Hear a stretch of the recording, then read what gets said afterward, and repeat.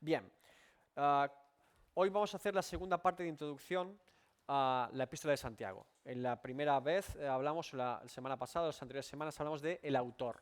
Y ya hablamos del famoso debate que había sobre Santiago y qué Santiago era el autor. Ahora vamos a hablar de más cosas acerca de ese contexto que nos permita entender mejor después todo lo que vamos a leer acerca de esta epístola. Volvemos al texto que dice: Santiago, siervo de Dios y del Señor Jesucristo, a las 12 tribus que están en la dispersión, salud. Ahora nos queremos enfocar en esa segunda parte a las 12 tribus que están en la dispersión, salud. Ya hemos hablado, como os he dicho, acerca del autor. Ahora, para tener un contexto completo de un texto bíblico, en este caso de una epístola entera, siempre debemos hacernos 4 preguntas. Siempre háganse estas 4 preguntas para el contexto, ¿de acuerdo? ¿Cómo debemos afrontar la lectura de la Biblia? Hay muchas formas de afrontar la lectura de la Biblia. Depende de lo que queramos hacer en ese momento. Por ejemplo, yo recomiendo que todos los creyentes leamos una vez al año la palabra de Dios al completo.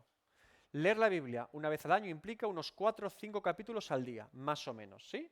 4 o 5 capítulos al día, usted lee la Biblia al completo en un año, ¿vale?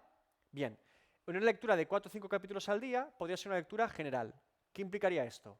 No leerla como un periódico ni en vertical, pero tampoco deteniéndose en cada palabra, porque nos costaría más. No es un estudio bíblico, es una lectura, ¿sí? ¿Qué nos permite una lectura general de la Biblia?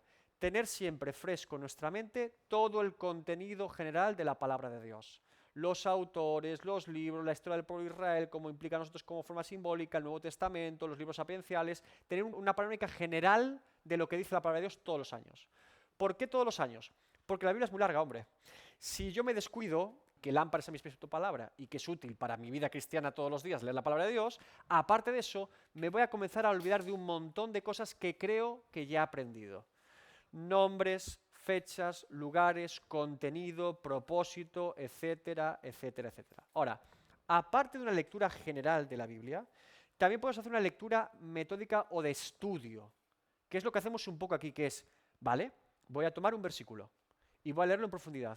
Y quiero saber, Dios mío, qué es lo que está transmitiendo tu palabra. Y me puedo ir al griego original o al hebreo. Y puedo comparar si es un evangelio con otros evangelios. Y qué significa esta palabra. Y por qué utiliza esta palabra. Y cuántas veces la utiliza en el mismo libro. Un montón de cosas podemos hacer, ¿sí? Entonces, una cosa es lectura general y otra cosa es un estudio bíblico. Bien.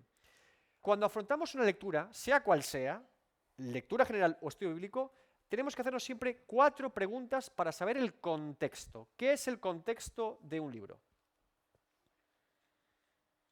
¿Qué es el contexto? Lo que rodea y no está en el texto. El texto es lo que vamos a leer. El contexto es lo que no vamos a leer, pero que implícitamente está rodeando ese texto. Hay un autor, hay unos destinatarios, hay una fecha de escritura y hay un propósito motivo de que se escriba lo que se está escribiendo, ¿sí? Esto no solamente con la Biblia, con cualquier libro en general, ¿sí? Bien. Para un contexto adecuado tenemos 4 preguntas. ¿Quién escribió este libro, ¿vale? O este pasaje bíblico? ¿A quién lo escribió? ¿Cuándo lo escribió? ¿Y por qué lo escribió? Uno sería el autor, otro los destinatarios, otro la fecha de escritura y otro el contenido, el bosquejo y propósito, ¿sí? Siempre nos debemos hacer estas preguntas para hacer un contexto adecuado de un libro o versículo. ¿Qué ocurre habitualmente cuando ignoramos el contexto de un versículo particular? Que escuchamos normalmente predicaciones fuera de contexto que interpretan el texto de forma inadecuada. Porque no está diciendo eso el autor, ni siquiera se está acercando a lo que está diciendo el autor.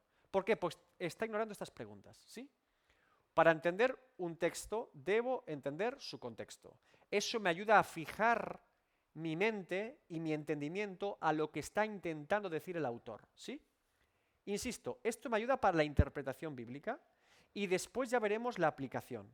Como he dicho siempre, aplicaciones hay millones de la palabra de Dios, pero interpretación bíblica correcta solamente hay una, y Dios es el que la conoce. Yo quiero acercarme a la mejor interpretación posible para hacer una buena aplicación a mi vida. Por ejemplo, Filipenses 4:13.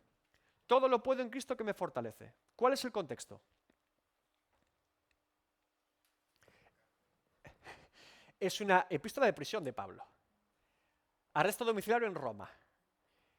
¿Qué tipo de iglesia es la iglesia de los filipenses? Con pocos recursos económicos. Sin embargo, Pablo está agradeciendo en la carta que le ha enviado una ofrenda. Y Pablo está agradeciendo que cuando llegó a Tesalónica, ninguna de las iglesias más pudientes sostenían el ministerio de Pablo, pero los filipenses sí. De hecho, la carta de los filipenses no tiene amonestaciones de parte de Pablo a la iglesia prácticamente. Son todas de ánimo y aliento, pero no hay apenas amonestaciones como en Corinto. Es un contexto muy particular.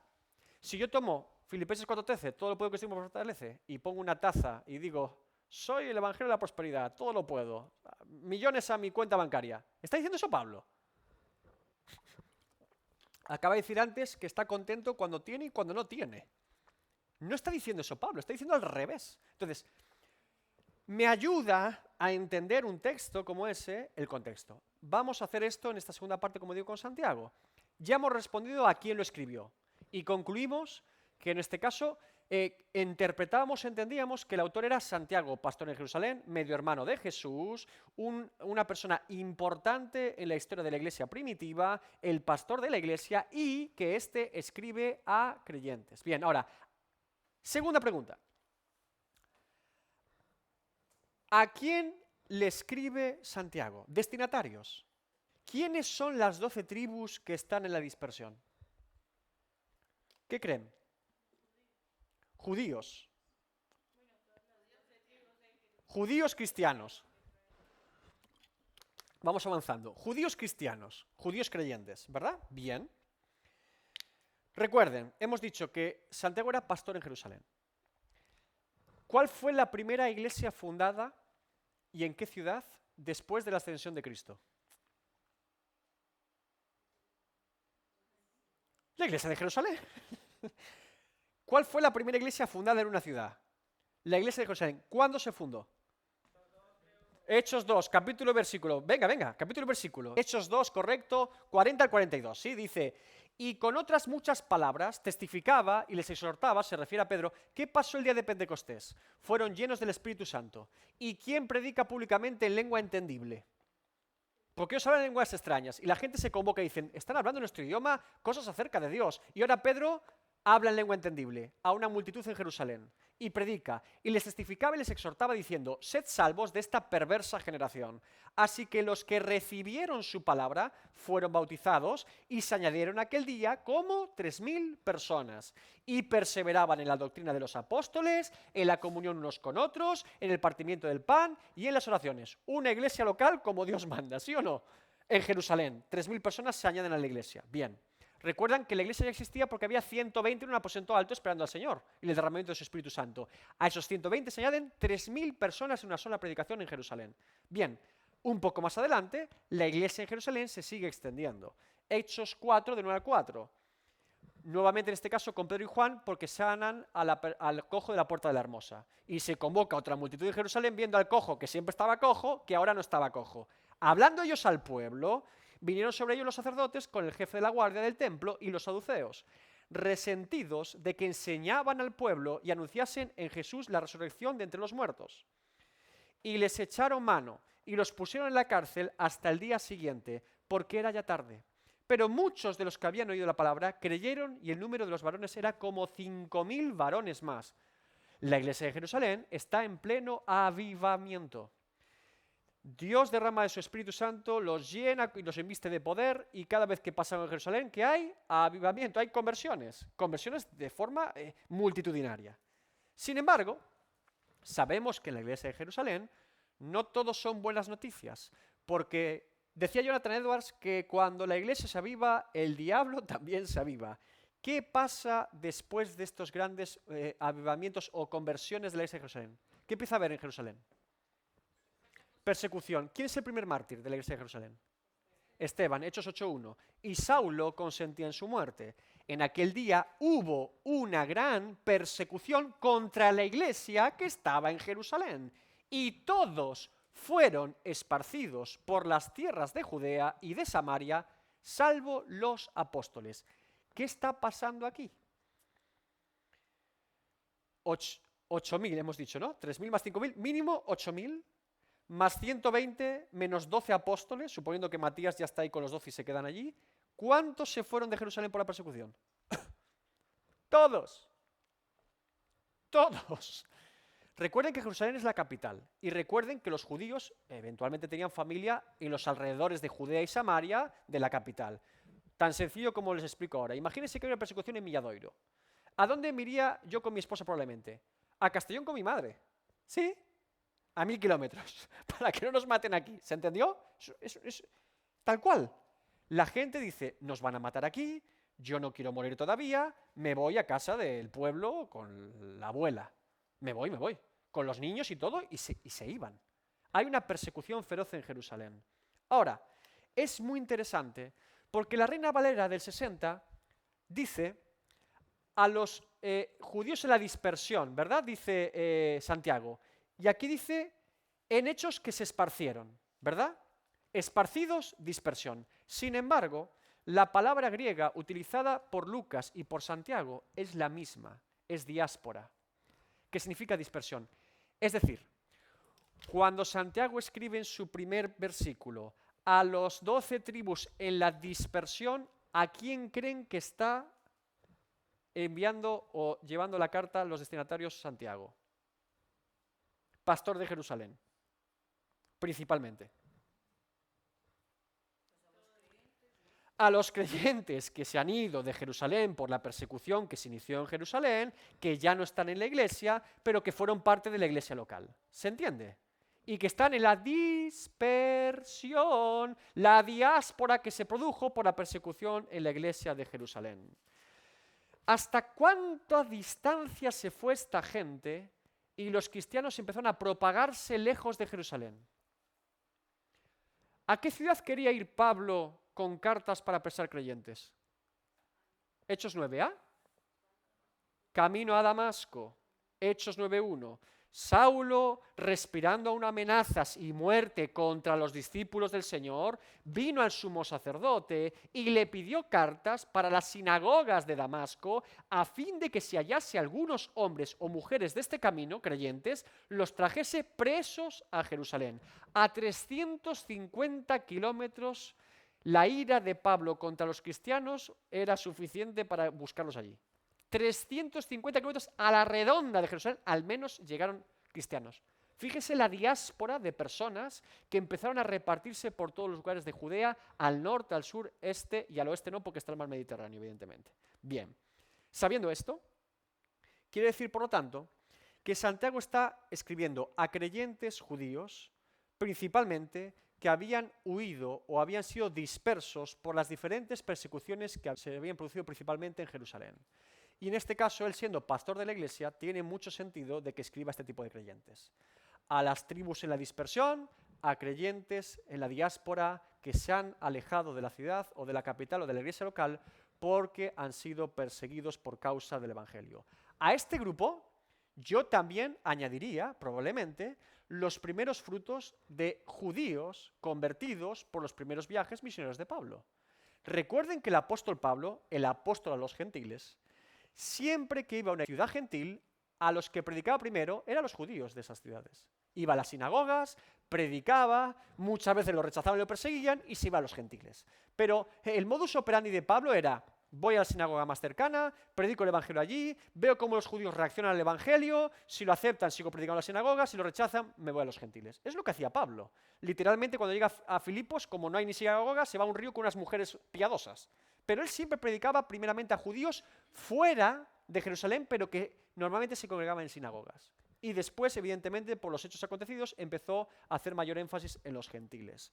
Por lo tanto, insisto, grupo principal, creyentes de Jerusalén y alrededores que huyeron por causa de la persecución y nuevos creyentes judíos que también se iban añadiendo en ciudades lejanas a Jerusalén. Bien. ¿Por qué se debe insistir en que los receptores de la carta son judíos en este caso? Porque expresamente Santiago dice a las 12 tribus en la dispersión. Entonces, tenemos que entender esto como contexto. ¿A qué tipo de creyentes está escribiendo Santiago? A judíos creyentes, principalmente a judíos creyentes. Y este punto va a ser clave para que entendamos correctamente la epístola de Santiago. ¿Por qué la epístola de Santiago contiene tan poca doctrina fundamental comparado con Pablo, por ejemplo, y contiene tanta consejería práctica de la vida cristiana y ética? ¿Por qué creen? Porque está escribiendo a judíos creyentes. El problema del judío principalmente no era la doctrina, la conocían bastante bien. El problema principal del judío es cómo vivía conociendo la doctrina.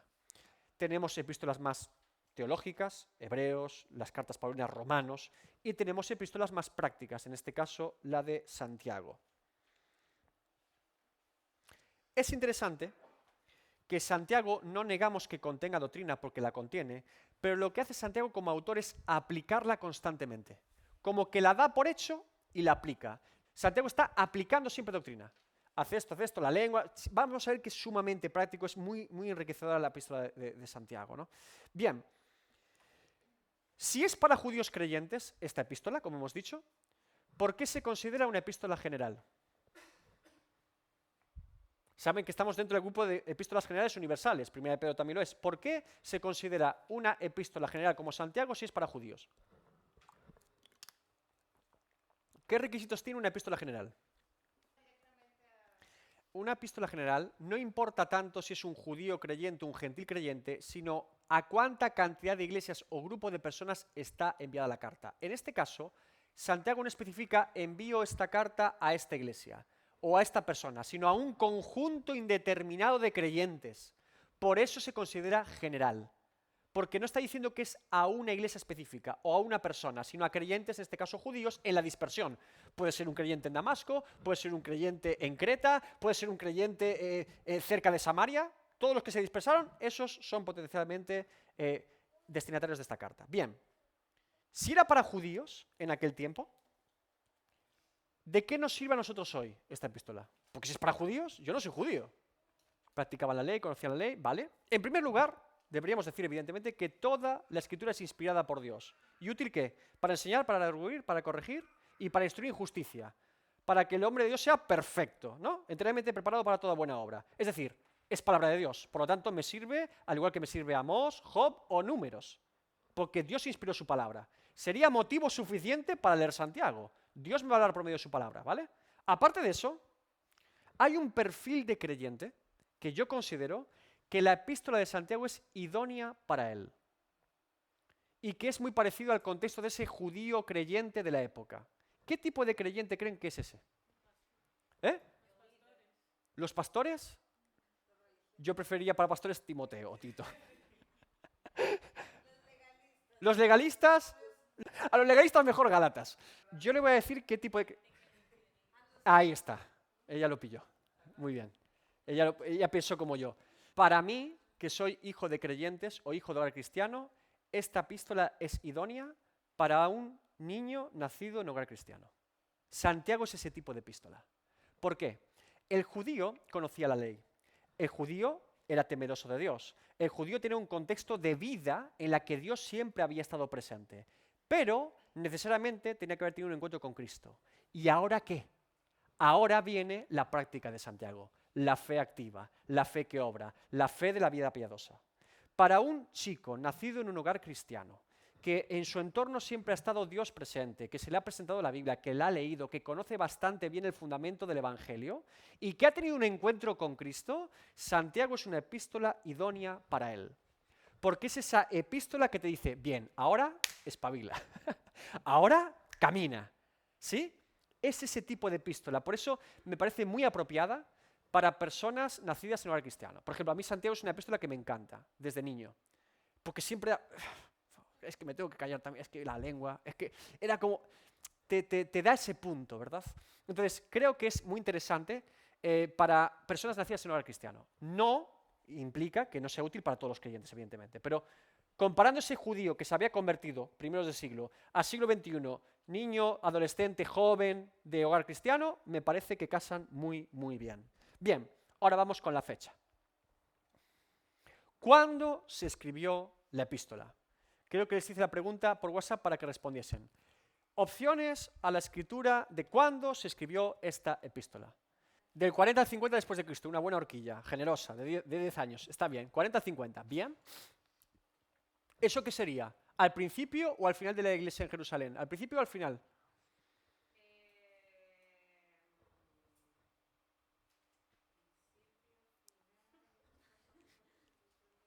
Claro, la fecha me la das, pero yo te pregunto sobre ella. al principio. ¿Cuándo es el final de la iglesia técnicamente? 70 después de Cristo porque se destruye la ciudad. Es como si, o sea, técnicamente la iglesia se destruye ahí y la ciudad entera, por lo tanto no hay iglesia allí. Piensen una cosa con la ciudad de Jerusalén. La ciudad de Jerusalén vive dos acontecimientos fundamentales. Una es la crucifixión de Jesucristo y dos es su destrucción. Y no pasan más de 40 años de diferencia. Por lo tanto, en esos 40 años se viven todo tipo de situaciones en Jerusalén hasta el punto dramático de las tropas de Tito entrando en Jerusalén, asediando la ciudad y eventualmente un soldado tira por allí una antorcha, se quema el templo, destruyen y arrasan absolutamente todo, cumpliéndose la profecía de Jesús sobre el templo y sobre todo lo que había dicho sobre la ciudad de Jerusalén.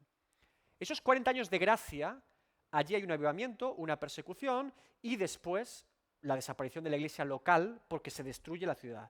Por lo tanto, si Jesús, 33 después de Cristo, fuese la fecha exacta, que muere con 33 años, o 4 años de diferencia, 29 después de Cristo, pongamos, es el principio de la iglesia. Y después el final sería 65, 66, hasta el 70. Bien. La otra posibilidad es que fuese una epístola al final del ministerio de Santiago. ¿Cuándo murió Santiago? ¿Quién lo dice? Flavio Josefo. Muy bien. No lo dice la Biblia, es extrabíblico, pero es un historiador judío, ¿sí? Flavio Josefo. En el 62 después de Cristo muere Santiago, por lo tanto, no pudo escribirla después. ¿Cómo muere Santiago? Venga, de nota. ¿Sí? Es una tradición, lo apedrean, sí, sí. Hay diferentes tradiciones ahí. Eventualmente para lo del pináculo es más particular porque es muy específico. Yo asumiría en este caso que probablemente fue lapidado en Jerusalén siendo el pastor, ¿sí? En una persecución final de la ciudad antes de la destrucción, ¿vale? Podría ser así. Más o menos la fecha de la muerte. Fechas tardías, por lo tanto, serían antes del 62 después de Cristo, pero no mucho antes. Bien, si el autor de la Biblia editada por Dayan, cuyo nombre no quiero recordar, nos dice que fue al final, nos está diciendo, por lo tanto, algo muy interesante. Él considera que Santiago es una respuesta a la teología paulina. Porque Romanos se escribió en el 57 después de Cristo. Romanos se escribió cuando Pablo estaba en Corinto, en su segundo viaje misionero. Por lo tanto, él entiende que Santiago está respondiendo a la justificación por la fe de Pablo. Para mí sería un motivo totalmente descartable. Pero vamos a ver pros y contras de cada opción. Una fecha temprana, principio de la Iglesia de Jerusalén, una fecha tardía, donde ya el ministerio está consolidado, la iglesia también, y estamos pronto a la muerte de Santiago y después, eventualmente, la destrucción de la ciudad. Puntos a favor de una fecha temprana y puntos a favor de una fecha tardía.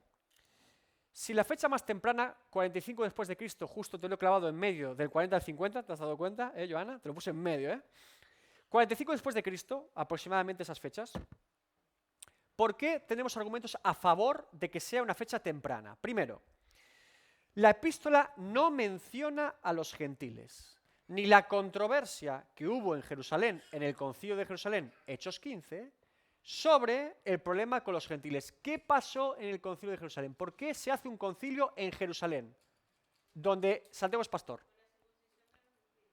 Porque los fariseos convertidos decían, los gentiles o se circuncidan o no van al cielo, literalmente.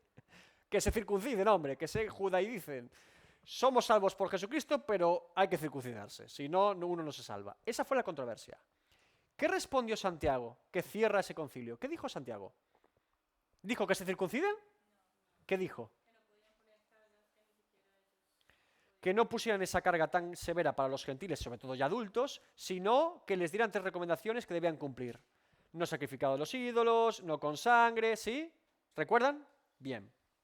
Ahora, si Santiago fue protagonista, uno de los protagonistas principales del Concilio de Jerusalén, donde se toma la controversia de creyentes judíos y creyentes gentiles, y no menciona a creyentes gentiles en toda la epístola, parecería posible que la escribió antes de dicho concilio, que fue anterior. Y por eso no habla de esa controversia, porque no ha sucedido todavía. ¿Sí? Ese es un argumento para decir que se escribió tempranamente. Otro argumento, que para mí también es muy interesante, es que el debate que surge entre la justificación por la fe, o obras en este caso de Santiago, y la justificación por la sola fe de Pablo de Romanos, que parece que están en contradicción, no hay tal contradicción todavía, porque Santiago escribió esta carta antes que la justificación por la fe de Romanos, de Pablo. Es decir, quien consolida la doctrina de la justificación por la fe es el apóstol Pablo en su carta a los romanos, y como Santiago la escribe antes, no hay dicha controversia. Simplemente Santiago escribe a judíos con un énfasis en las obras, pero evidentemente después Pablo apuntala que la justificación es por la sola fe en Jesucristo. ¿Sí? Esto argumentaría por qué Santiago en su epístola tampoco se para demasiado en argumentar nada. Porque Santiago habla del caso de Abraham, pero él no se pone a detallar teológicamente lo que él está argumentando. Simplemente habla de que la fe obra. Bien. Ahora, puntos a favor de una fecha más tardía como el 62 después de Cristo aproximadamente, o antes, mejor dicho, porque en esa fecha ya muere Santiago. Algunos dicen que la epístola se escribió tardíamente porque no se trata ninguna doctrina fundamental y que si la Iglesia empezaba en aquel tiempo, lo natural sería que Santiago hable de doctrinas fundamentales que consoliden a los creyentes. Creyentes judíos en la dispersión, hablamos de la fe, hablamos de la gracia, hablamos de la justificación, de la santificación, ¿sí? No hay doctrinas fundamentales detalladas o desarrolladas en la epístola de Santiago. Es un argumento que algunos dicen que es motivo suficiente para aludir que es una fecha tardía. Otra es que Santiago está respondiendo al apóstol Pablo a los romanos con esta epístola. Que Santiago dice, bueno, justificación por la fe, pero también unas obras, hombre. ¿Eh? Y los católicos se frotan las manos. Sí, debe ser esta, ¿verdad? Debe ser esta la adecuada. No, no. En mi caso, nos inclinaríamos en este estudio por una fecha temprana. Nos vamos a inclinar por una fecha temprana. ¿Por qué? Aquellos eruditos que consideran el autor Santiago, medio hermano de Jesús y pastor de Jerusalén, casi todos ellos coinciden, y yo coincido con ellos, es que es una fecha temprana. Es decir, Santiago no habla de la controversia de la justificación por la fe porque Pablo no ha escrito Romanos, y Santiago lo que está haciendo es hablar a judíos creyentes que han salido inmediatamente de la iglesia y por eso no menciona a los gentiles. Eso es lo que nosotros entendemos a la luz del posible contexto de esta epístola. Esto tendría sentido, como les digo, porque el motivo por el que Santiago no se enfoca en doctrina es porque está escribiendo a creyentes judíos. Y el problema de los creyentes judíos, como les digo, no es la doctrina principalmente, es la vida práctica. Porque el creyente judío tiene muy claras muchas cosas. Simplemente, como les dije la otra vez, el creyente judío tenía que añadir o adherirse a que Cristo es el Mesías.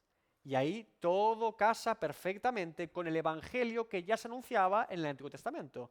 Porque como bien les he dicho muchas veces, el evangelio no está solamente en el Nuevo Testamento. El evangelio está presente en toda la Escritura. Tal es así que todos los autores del Nuevo Testamento utilizaban el Antiguo Testamento para predicar el evangelio. Incluido Jesucristo a dos discípulos en Emaús, que les abre las Escrituras en el Antiguo Testamento para que entiendan el evangelio. Por lo tanto, todo el evangelio también está en el Antiguo Testamento. Ahora pones en la ecuación a Cristo y ya tienes a un judío para la gloria de Dios convertido. ¿Sí? No es un problema de doctrina, es un problema de vida práctica. Por eso no hay desarrollo doctrinal desde mi punto de vista y esto, insisto, se añade a lo que hemos dicho, fecha temprana de escritura. Es evidente, dicho esto, que si leemos la carta de Santiago, su autor no tiene un interés teológico como tal. No es Romanos, no es Hebreos y no es Juan. Es evidente que no está buscando ese tipo de contenido Santiago. Es un contenido pastoral. ¿Por qué? Porque Santiago, ¿qué es? Pastor. Santiago es pastor de una congregación local que acaba de pasar una persecución terrible y que está interesado y ocupado en los creyentes de aquel momento. Santiago no es Pablo, ni es el escritor de Hebreos, ni es el apóstol Juan. Santiago es el pastor metódico, ocupado y preocupado por la grey de Jerusalén y por los creyentes que han sido dispersados por la persecución. Santiago es esa persona a la que todo creyente busca cuando llega a Jerusalén, incluido Pablo. ¿Dónde está el pastor de la iglesia? Santiago. Santiago sabe todo lo que pasa en Jerusalén. El creyente que está bien, el que está mal, el que tiene problemas financieros, el que está... Santiago es ese tipo de pastor. Sabe todo lo que pasa a todo creyente de su iglesia. Santiago es esa persona a la que todo miembro de la iglesia local lo busca para pedir consejo sobre su familia, sobre su hogar, sobre la vida práctica, sobre todo. ¿Sí? Es ese tipo de persona. Es ese pastor involucrado en el crecimiento espiritual de cada uno de los creyentes de su iglesia local. Por eso su contenido es altamente ético, práctico, de vida diaria. Es ese tipo de autor, porque es el pastor de la iglesia de Jerusalén. Bien. Santiago está interesado en que los judíos que han sido dispersados de la iglesia de Jerusalén sigan afianzándose en su vida espiritual a pesar de las dificultades y a pesar de que están lejos de la iglesia local físicamente. Fíjense qué labor pastoral la de Santiago, que no solamente está ocupado de la iglesia que ha quedado y permanecido en Jerusalén, sino que también está involucrado e interesado en los que se han ido, por diferentes motivos. ¿Sí? Ese es el corazón de Santiago. Bien, vamos ahora al contenido. ¿Por qué escribe Santiago? Ya hemos adelantado un poquito, ¿verdad? Estamos explicando a quién estaba escribiendo y eso nos ayuda a entender el contenido. Perdón.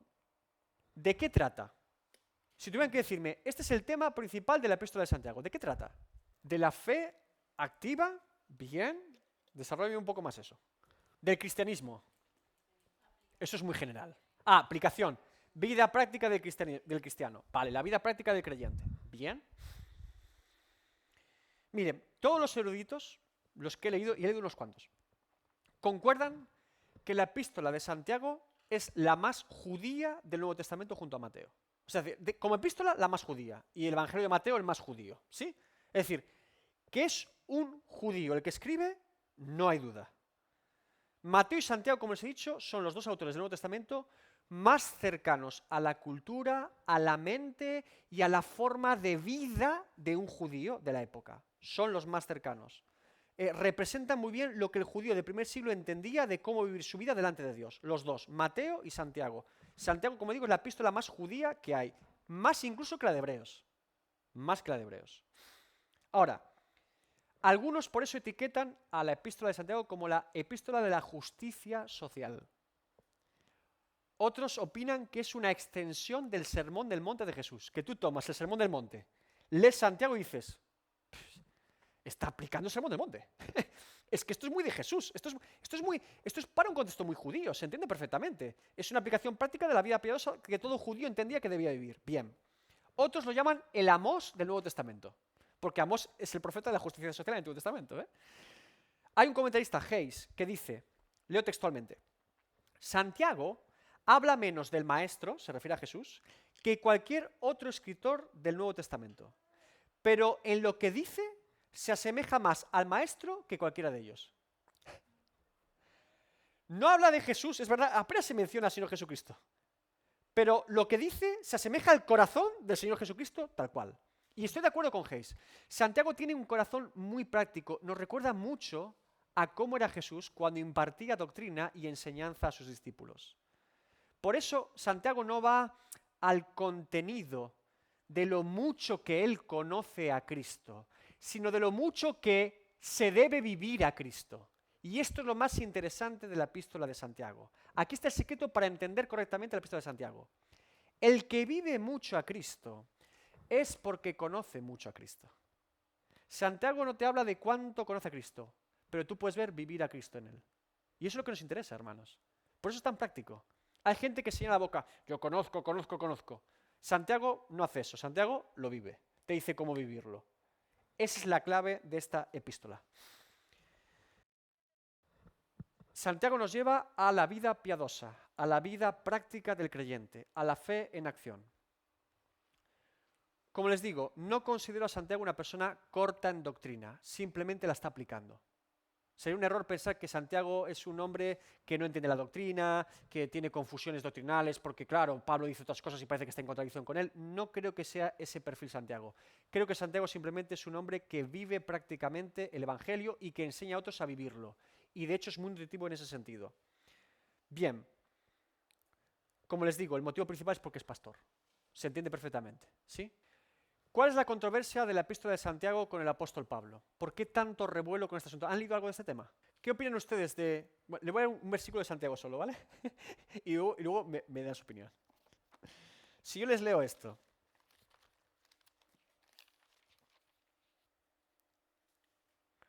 Hermanos míos, ¿de qué aprovechará si alguno dice que tiene fe y no tiene obras? ¿Podrá la fe salvarle? Y si un hermano o una hermana están desnudos y tienen necesidad del mantenimiento de cada día, y alguno de vosotros les dice, id en paz, calentaos y saciaos, pero no le dais las cosas que son necesarias para el cuerpo, ¿de qué aprovecha? Así también la fe, si no tiene obras, es muerta en sí misma. ¿Por qué hay tanta controversia entre Santiago y Pablo en este caso? ¿O por qué se ha generado tanta controversia? Porque si usted lee Santiago de forma rápida y Pablo de forma rápida, dirá, esta persona está diciendo lo contrario. ¿Por qué los católicos se aferran tanto a la epístola de Santiago?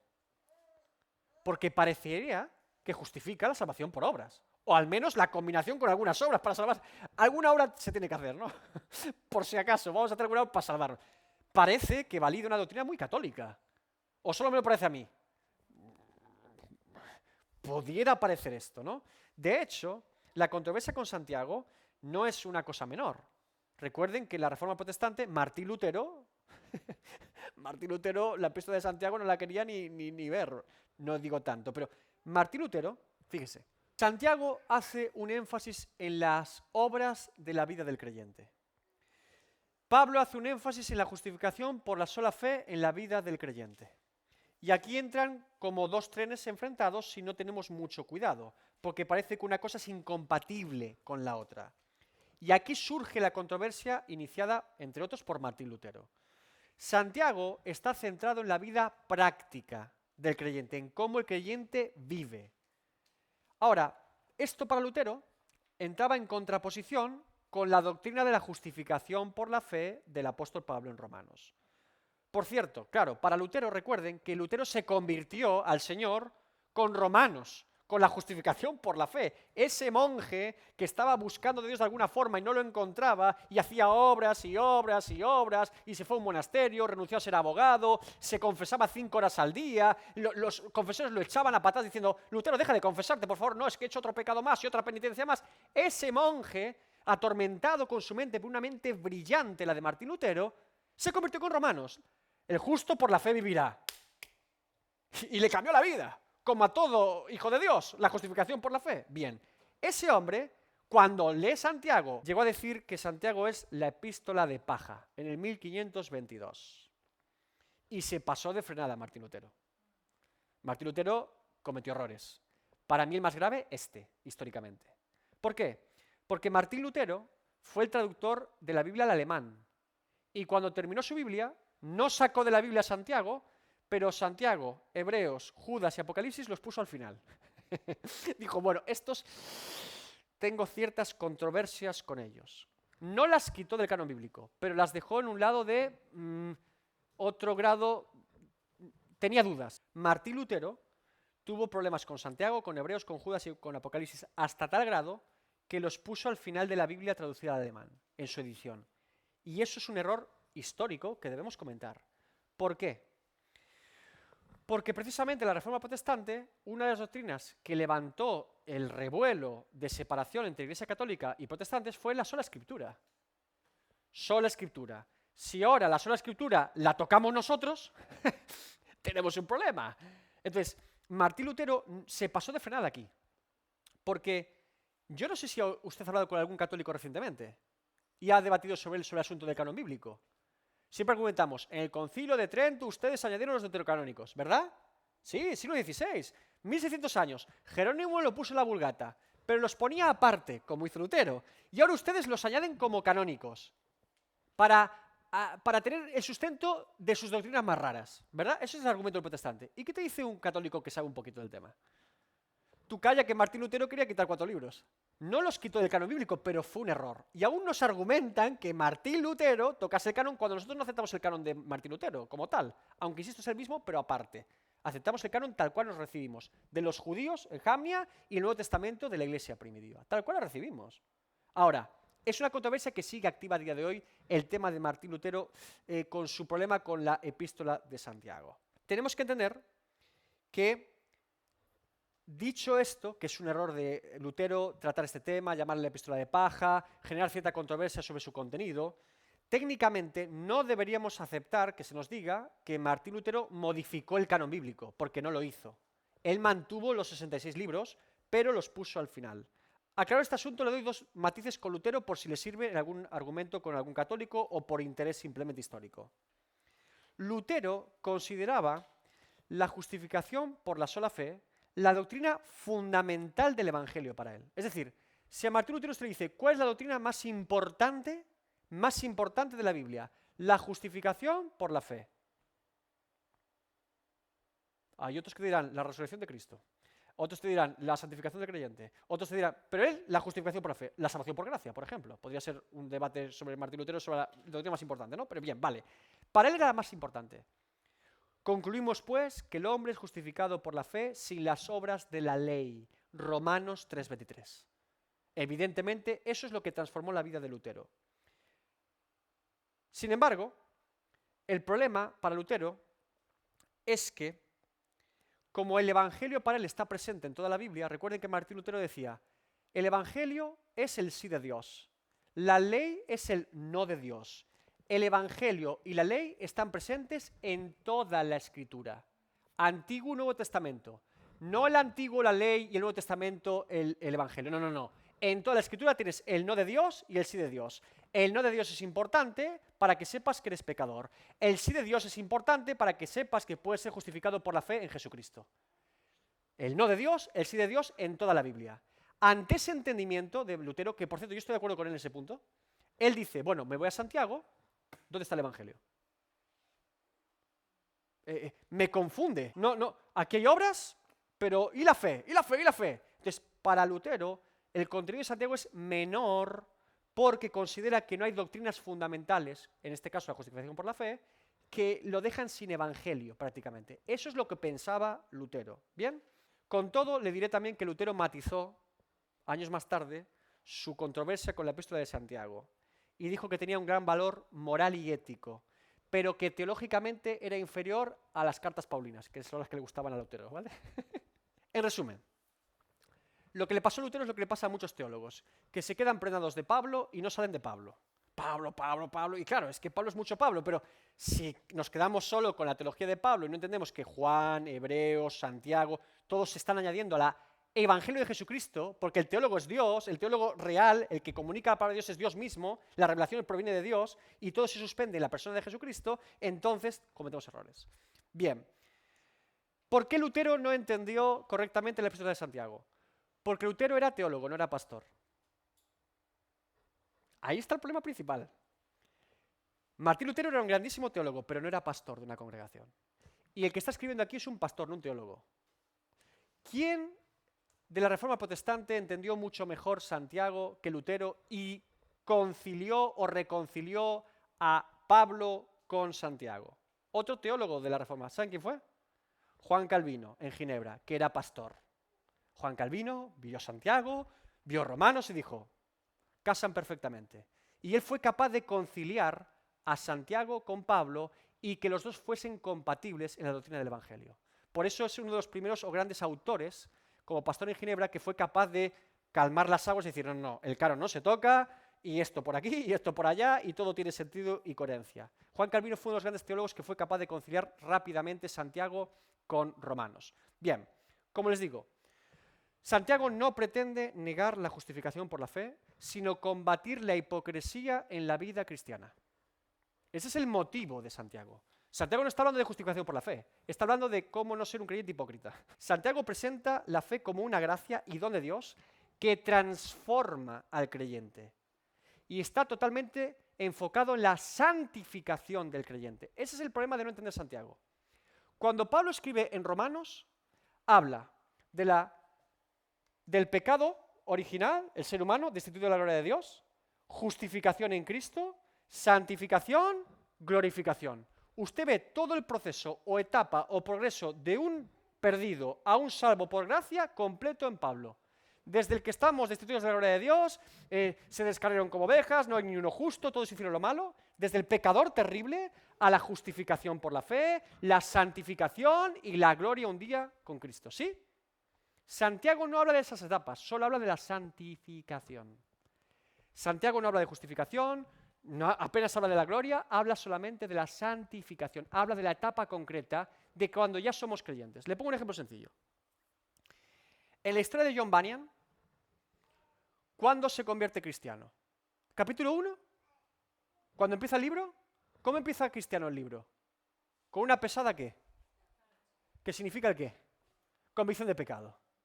Ese hombre no es creyente. Ese hombre tiene una convicción de pecado por leer la Escritura. Dice que tiene una pesada carga y sale corriendo del pueblo. Incluso la familia dice, no te vayas, me voy, que me muero, como Dios me juzgue, me fulmina. ¿Sí? ¿Cuándo se convierte cristiano? En la cruz. ¿Al final del libro? No. Pasa un poquito de cositas y ya se convierte, ¿no? Pasa por la cruz. En nuestro ABC es el capítulo 3. Tenemos 10 capítulos. ¿Dónde termina la historia de Cristiano? En la gloria, hermanos. Termina en la gloria como todo hijo de Dios. ¿Usted dónde va a terminar? ¿En un foso? ¿Dónde terminamos los creyentes? ¿Solo me emociona a mí estar en la gloria con el Señor? Bueno, no sé. En la gloria.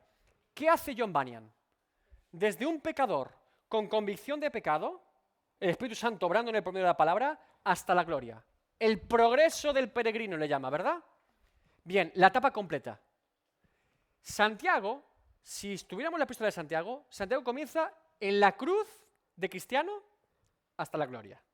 No empieza antes, por eso no trata temas como la justificación por la fe, la convicción de pecado, él habla de la santificación.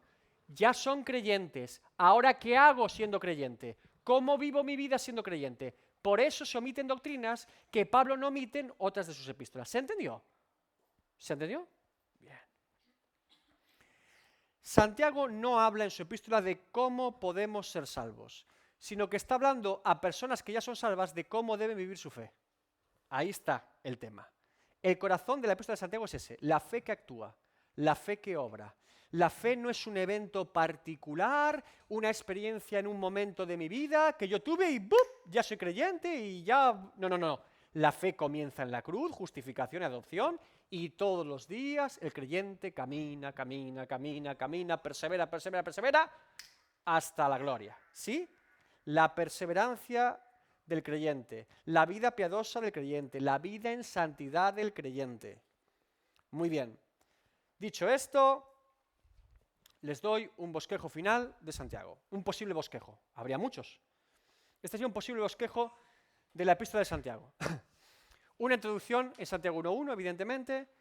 Firmes en la fe, Santiago 1, del 2 al 27. La imparcialidad cristiana, Santiago 2, del 1 al 13. Las obras como muestra de la fe verdadera, así le he titulado yo, Santiago 2, 14 al 26. La lengua, Santiago 3, del 1 al 12. La sabiduría de Dios, Santiago 3, del 13 al 18. La vida en santidad del creyente. La amonestación a los ricos de la iglesia, que se pone en primer lugar en las iglesias. La paciencia en oración esperando a Cristo. Ahí habla un poquito de la segunda venida. Y después la restauración de creyentes descarriados porque problemas de apostasía o problemas doctrinales. Santiago mire si es buen pastor en ese sentido, que hay que recuperarlos. Hay que recuperarlos. Se le ha ido un poco, bueno, habrá que recuperarlos. ¿Sí? Si ustedes ven el bosquejo de Santiago brevemente, ¿qué tipo de epístolas tenemos delante? Una epístola pastoral, de vida práctica, de consejos prácticos, de cómo me dice cómo tengo que hablar. Me dicen cómo las obras son fruto de una fe verdadera. Me dice cómo ser imparcial siendo cristiano. Me dice cómo perseverar en la fe. Cómo es la sabiduría de Dios distinguida de la sabiduría de los hombres. Cómo se amonesta a personas ricas en la iglesia o pomposas que intentan tener un lugar que no le corresponde. La paciencia en oración a la espera de que Cristo regrese. Es súper práctica. Es un ABC. Santiago es un ABC. Santiago es una ABC, pero no doctrinal, sino de vida. De, venga, camina un poquito. Ahora cállate un poquito, que la lengua es como un timón y basta que hables. Y recuerden, Santiago tiene partes preciosas, como por ejemplo, él es el que explica cómo hay un proceso desde la tentación hasta que el pecado da luz. Y da luz muerte. El proceso se lo explica Santiago de forma magistral. Entonces, nos habla de cómo debemos vivir la vida cristiana. ¿Se entendió? Si entendemos el autor, los destinatarios, la fecha puede ser importante también, y su contenido, vamos a tener muchos menos problemas para interpretar correctamente la epístola de Santiago. Se lo garantizo. ¿Sí?